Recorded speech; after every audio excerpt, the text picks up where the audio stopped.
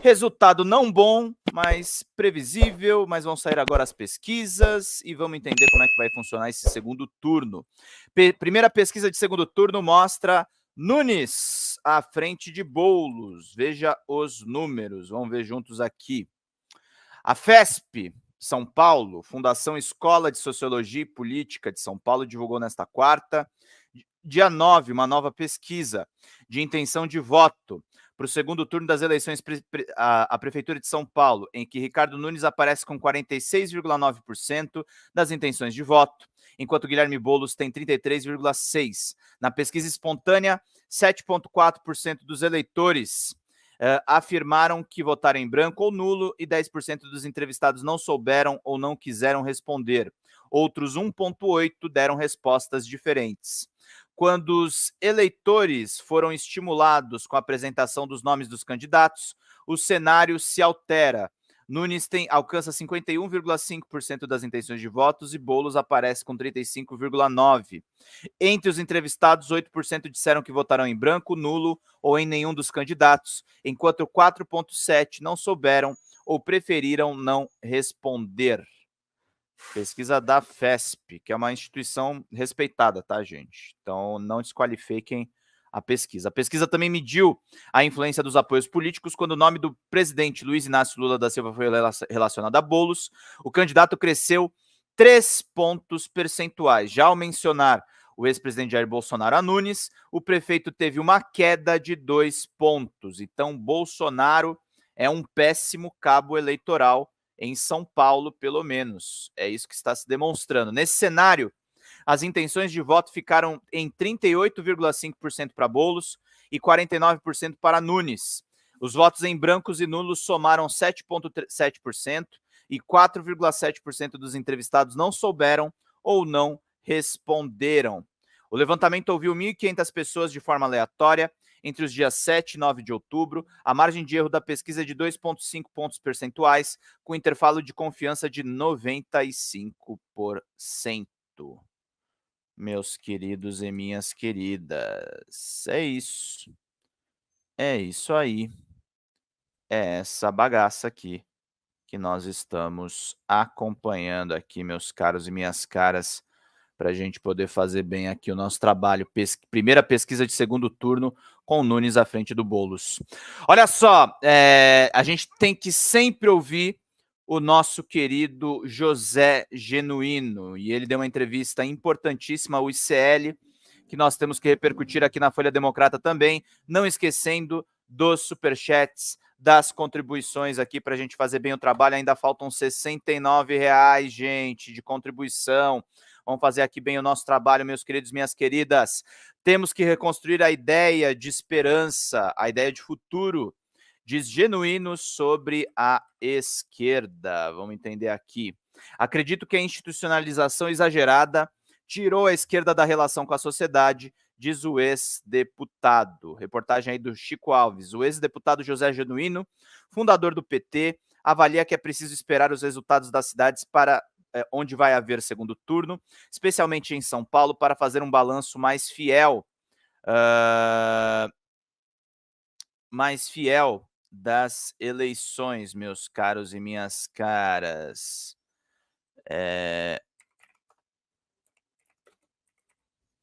Para a gente acompanhar. Para a gente poder acompanhar e ficar por dentro de tudo, meus queridos e minhas queridas. Para fazer um balanço mais fiel das eleições de 2024. Essas votações, o Genuíno acredita, podem mudar consideravelmente a correlação das forças. Ele reconhece, porém, que o domínio político da direita e da extrema-direita, meus caros, em meio a esse cenário negativo... Peraí, só um pouquinho. Vamos lá para a gente poder seguir aqui, fazer bem aqui o nosso trabalho. Em meio a esse cenário negativo, o Genuíno, de 78 anos, vê sinais de algum avanço da esquerda. Considerando que as eleições de 2016 e 2020 foram fundo do poço, essas eleições significaram uma retomada política, diz ele. O PT conquistou 248 prefeituras, 65 a mais do que no último pleito municipal. Genuíno é o quinto participante da série de entrevistas que o ICL Notícias faz para refletir sobre o avanço da direita no mapa eleitoral desta votação e debater os caminhos que a esquerda deve tomar para recuperar esse espaço perdido. Na lista de problemas a serem resolvidos pelas forças progressistas, o ex-deputado cita, em primeiro lugar, a institucionalização exagerada que causou um afastamento das ruas dos movimentos sociais. Entre as providências a tomar, ele aposta em uma postura antissistema capitalista, algo que parece contrastante com a postura do governo Lula até aqui, marcado pelo signo da Frente Ampla que o ajudou a eleger. Eu acho que governar nas condições do neoliberalismo é lutar, é brigar e é enfrentar. Isso que eu acho fundamental, sugere o Genuíno. O que o ICL pergunta para ele, né? Como é que você viu e como avalia os resultados dessas eleições municipais de 2024? A nossa avaliação ainda não tem que ser definida porque estamos no meio da batalha política do que vai ser o segundo turno. E vai ter segundo turno. E o resultado do segundo turno, no caso do PT em 13 cidades, e particularmente em São Paulo, pode alterar o quadro geral e a correlação de força do desempenho do partido de esquerda nessa eleição. De modo geral, eu acho que essa eleição refletiu o domínio político da direita e da extrema-direita, ao mesmo tempo em que representou o potencial crescimento para as forças de esquerda, tanto em relação ao número de prefeituras como em relação ao número de vereadores. Considerando as últimas eleições de 2016 e 2020 foram um fundo do poço, essas eleições significaram uma retomada política dos papéis das forças de esquerda nesse tabuleiro. Uma eleição municipal geralmente acaba privilegiando as forças mais conservadoras, que são muito mais vinculadas ao poder local, às obras do orçamento, à relação dos interesses paroquiais. De uma certa maneira, a disputa nas capitais e nas cidades grandes demonstraram potencial, particularmente a ida do Boulos para o segundo turno em São Paulo, com chances de ganhar. É uma grande vitória política porque a eleição de São Paulo tem um sentimento estratégico, tanto a cidade de São Paulo, quanto para o país, como para as esquerdas e para o governo Lula. Portanto, nem sou pessimista, nem sou oba-oba para analisar. Eu acho que tem que ter um otimismo militante na análise em relação ao processo político que demonstra que as esquerdas podem construir um polo de frente, algo que foi sinalizado nessa eleição, onde a gente conseguiu construir uma frente, se saiu bem, onde não conseguimos, como Belo Horizonte, Salvador ou Curitiba, a gente não se saiu tão bem. O resultado dessas eleições reforçaram as críticas de que a esquerda não tem renovação, que não vai onde o povo está e não consegue mobilizar as massas. Você concorda que a esquerda está em crise no Brasil? Eu acho que nós precisamos examinar com mais cuidado. Temos que sair dos clichês, sair dos slogans e tirar a poeira dos olhos e examinar melhor. Primeiro, a esquerda, e particularmente o PT, vem de uma época que foi duramente combatida e criminalizada, em que a direita e a extrema-direita jogaram para acabar com o PT. E o partido está demonstrando uma vitalidade política. Em segundo lugar, existem questões novas para a esquerda encarar na disputa política. A questão mais importante é assumir um protagonismo de uma postura antissistema, capitalista, capilarista, antineoliberal. Para combater a extrema-direita, que é um fenômeno novo no Brasil, particularmente do golpe de 2016 para cá, é fundamental a esquerda assumir um programa, uma tática mais combativa. Isso vai exigir uma mistura de luta institucional com a luta social. Vai exigir uma combinação dos palácios com as ruas. E vai exigir também uma mudança nos nossos métodos de trabalho.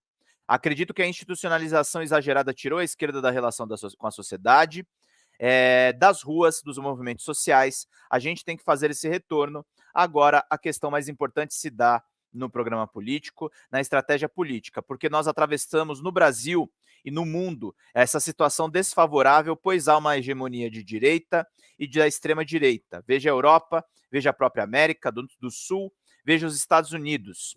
Então nós temos que reconstruir a ideia de esperança, a ideia do futuro, a ideia de que outra sociedade é possível. Acho que esse é o grande dilema que nós temos que enfrentar.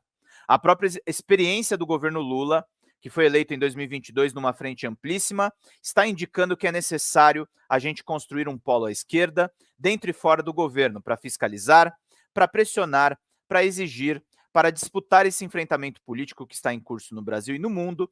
Nós estamos atravessando uma crise sistêmica ampla, profunda e múltipla, uma crise desse porte, a crise da guerra, a crise climática, a crise social, a crise cultural, a crise das pandemias vai exigir um trabalho mais claro para que a gente possa desmascarar essa ideia de que a extrema-direita é antissistema. A extrema-direita é a favor do que há de pior no sistema capitalista, monopolista e imperialista. Temos que fazer esse trabalho da disputa dos corações e mentes. O Genuíno é um grande brasileiro, né, gente? Teve uma entrevista muito boa para a Agência Brasil, que saiu na Folha Democrata, e agora essa boa entrevista também para o ICL Notícias. Gente, vamos lá, vamos pingar aí contribuições, superchats. O PT do DF é conhecido como Partido Araucária, porque não nasce nada embaixo. Boa crítica aí do Lucas, trazendo aí importantes informações para todos nós. Como criar uma frente antissistema dentro do governo com essa formatação de frente ampla e com o Congresso acuando o Executivo como está fazendo? Primeiro, governar também é enfrentar e também é polarizar. Governar é também dialogar com a sociedade. Em segundo lugar, eu acho que nós temos que discutir a pauta do país. Eu entendo que o governo Lula podia criar um núcleo à esquerda junto à Frente Ampla, é o que eu defendo desde 2022, quando Lula foi eleito. E é necessário a gente fazer um debate profundo com a sociedade, com os movimentos políticos, com os movimentos sociais, com a intelectualidade, com a academia, sobre uma reforma constitucional profunda, porque essa eleição revelou que nós temos uma institucionalidade capenga, uma institucionalidade oligárquica e autoritária, com orçamento secreto, com o surgimento dessas figuras que manipulam com competência a internet. Uma institucionalidade que estabelece uma política de constrangimento em relação ao governo. Eu acho que governar nas condições do neoliberalismo é lutar, é brigar, é enfrentar. Isso que eu acho que é fundamental. Mas e o risco de uma reforma constitucional com esse Congresso é piorar a situação, diz o ICL. Com esse Congresso, não. Falo da perspectiva política. Por exemplo, o nosso sistema político eleitoral vai proteger sempre o Congresso conservador, porque você tem uma representação nos estados que é diferente da representação para a presidência da República. Para presidente, cada eleitor é um voto. Para o Congresso, não é. Aí você tem as emendas individuais, o orçamento secreto, você tem a falta de fidelidade partidária, há uma relação promíscua. Eu defendo que o governo incentive que o meu partido PT constitua dentro do Congresso um polo de esquerda. Não é majoritário nem será, mas é necessário ter um polo de esquerda dentro da disputa parlamentar, coisa que a gente sempre teve na Constituinte, na oposição ao governo Fernando Henrique Cardoso. Eu acho que a gente não pode ficar diminuído nessa frente amplíssima que descaracteriza o programa. O Genuíno é muito claro, né?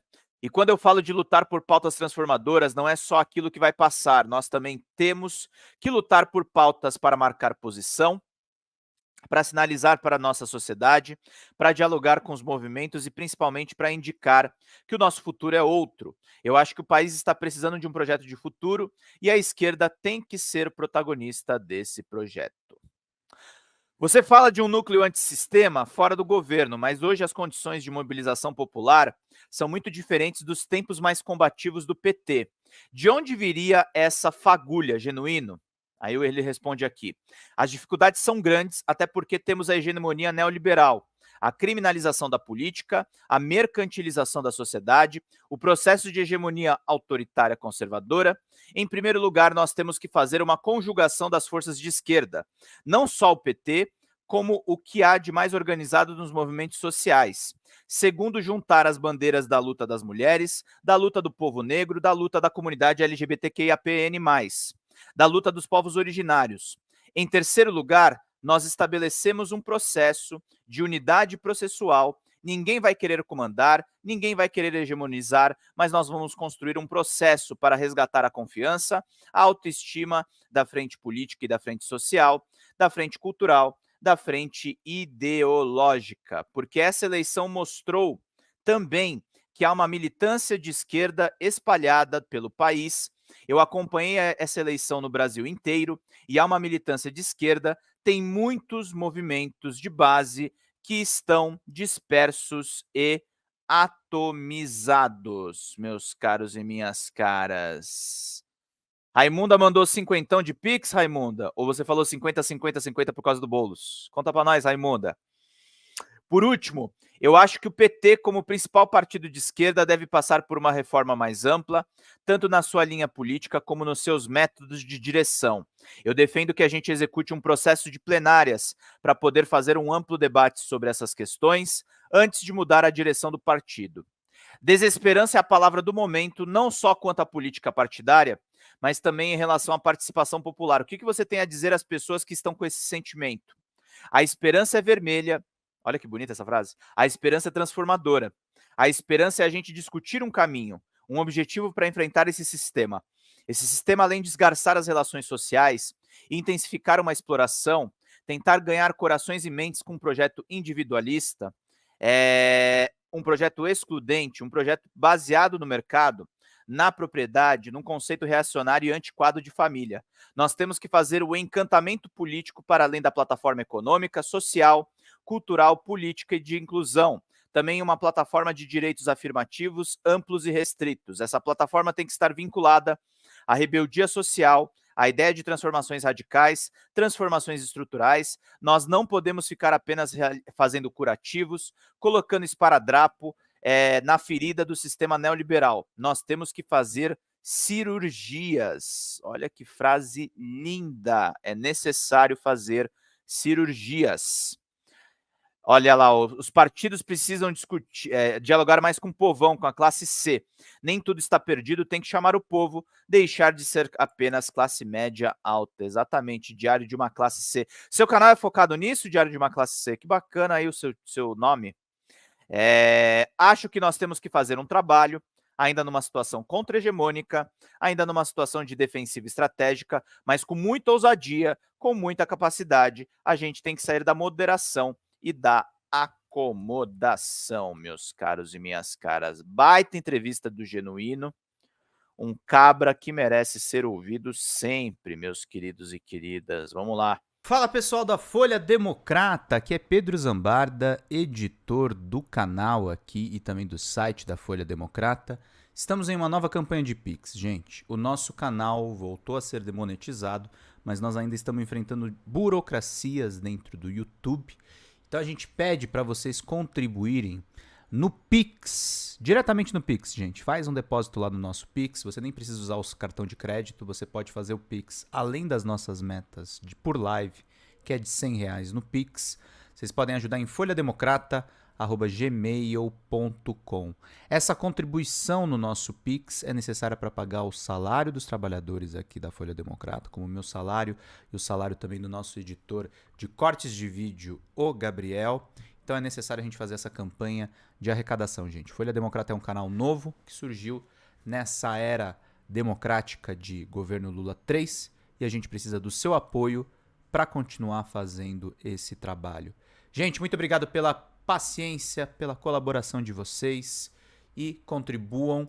R$20 de Pix, vocês ganham livros aqui no nosso canal, que estão disponíveis aqui. Basta você fazer a sua contribuição e depois mandar e-mail com o pedido de qual dos 3 livros, temos ainda um 4º livro para a gente dar de presente, no folhademocrata@gmail.com ou no pedrozambarda@gmail.com. E quem mandar 80 pilas no Pix ganha um curso de roteiro de comédia com a Xanda Fontes, a nossa sócia. Gente, vida longa e próxima. Vida longa e próspera, gente. Não próxima. Longa e próspera. Cuidem-se, cuidem dos seus. Até mais. Tchau, tchau.